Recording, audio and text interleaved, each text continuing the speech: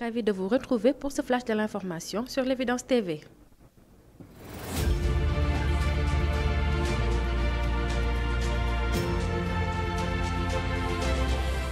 Déclaration étonnante de Imam Ndao lors de son interrogatoire sur les propos contre Ousmane Sonko. L'activiste Bah Diakhaté et Imam Cheikh Tidiane Ndao sont actuellement en garde à vue dans les locaux de la division des investigations criminelles. Ils sont poursuivis pour diffusion de fausses nouvelles et pour offense à une personne exerçant toute autre partie de prérogative du président de la République. Les accusations faites sur les réseaux sociaux où ils ont suggéré que le président Ousmane Sonko serait en lien avec la communauté des LGBTQ.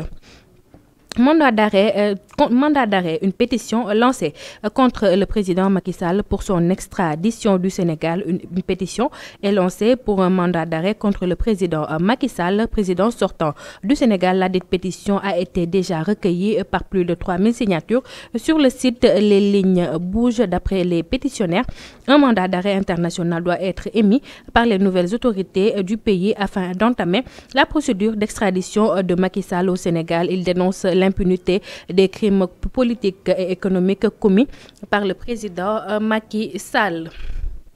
Parlons au sport à présent. Iliman Ndiaye reste à l'Olympique de Marseille grâce à Jean-Louis Gasset. Malgré une saison difficile, Iliman Ndiaye devrait poursuivre l'aventure avec l'Olympique de Marseille après une première saison compliquée recrutée à l'été dernier pour 17 millions d'euros. Iliman Ndiaye a peiné à s'imposer sur sa première saison chez les Phocéens. Malgré tout, le Sénégalais devrait être conservé grâce à Jean-Louis Gasset. Selon les informations de Florent Gamin divulguées, les émissions Roten s'enflamment ce lundi. L'OM a prévu de faire un grand ménage dans son effectif lors du prochain mercato effectif. Toutefois, Iliman Ndiaye ne serait pas concerné malgré sa première saison compliquée à l'Olympique de Marseille. Terminons par l'actualité internationale. Le président au Tchad, le président Mahamat Idriss Déby, annonce la fin de la transition et son programme politique. Le nouveau président tchadien Mahamat Idriss Déby a déclaré que la période de transition est terminée et qu'il est prêt à mettre en œuvre son programme politique. Déby, élu lors de la dernière élection présidentielle, a précisé qu'il ne formera pas de gouvernement d'union nationale.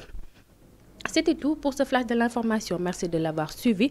Tout de suite, la version Wolof avec Ibrahima Faye. Quant à moi, je vous retrouve demain à la même heure.